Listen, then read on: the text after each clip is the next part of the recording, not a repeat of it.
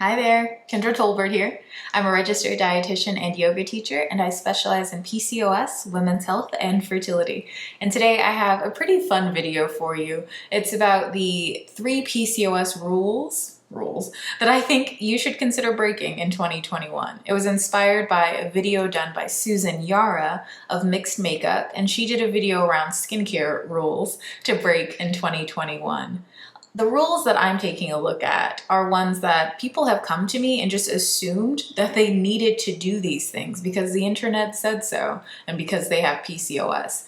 There are some things that one person says and then another person parrots that person, and then it just goes around and around and around, and so many people just start copying each other that everyone assumes, well, if everyone's saying it, it must be true and it must have come from somewhere. But a lot of it, I'm like, I don't know where it came from. When I've taken a look at the research, I actually have found in some cases that there's no research to back up what people are saying. And in other cases, there's research, but there's also other research that counters it, and no one's talking about that research. So we're gonna take a look at the 3 PCOS rules, that you might wanna consider breaking in 2021. Before we get to them though, clearly everyone's unique. So some of these things you might be doing and you might find that they have actually improved your symptoms, in which case, awesome.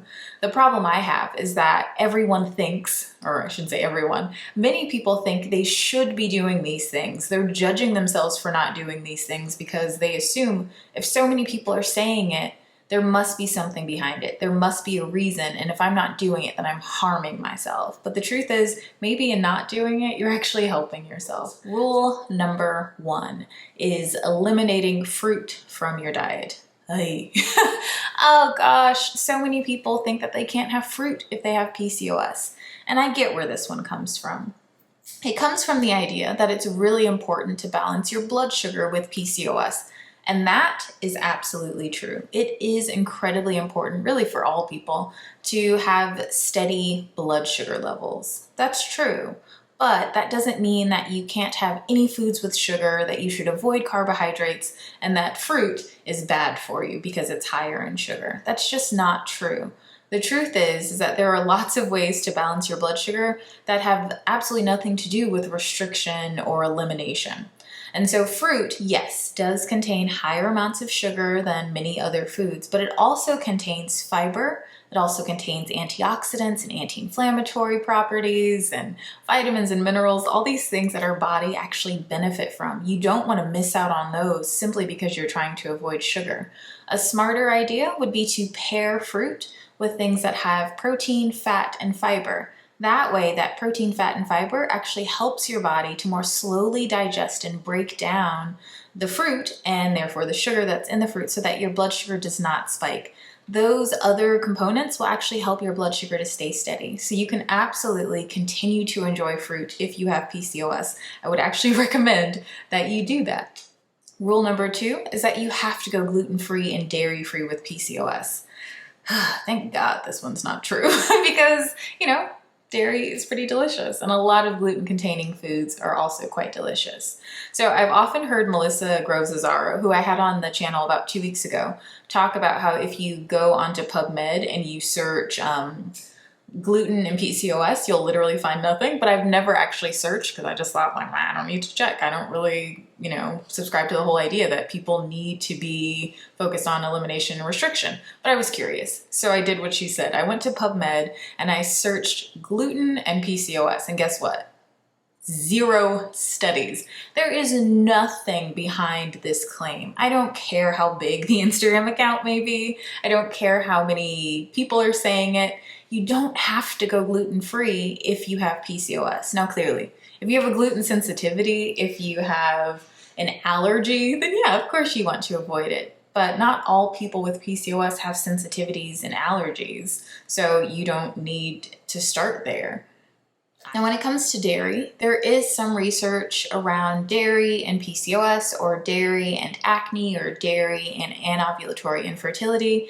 And essentially what I've walked away with when I've taken a look at that research isn't that people should eliminate dairy if they have PCOS or acne or anovulatory infertility or issues with ovulation. I've walked away with the idea that if you're going to include dairy, opt for full fat dairy and have no more than 2 servings a day. That's not the same thing as saying eliminate it. It's saying be cautious of the type that you're choosing and choose full fat.